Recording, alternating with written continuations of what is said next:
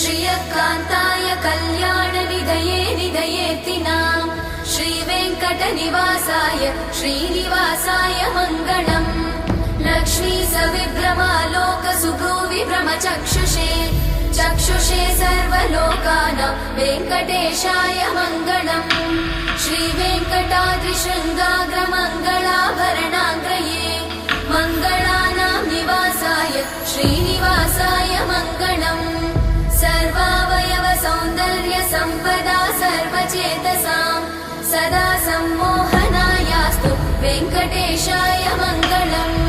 नित्याय निरवध्याय सत्यानन्दचिदात्मने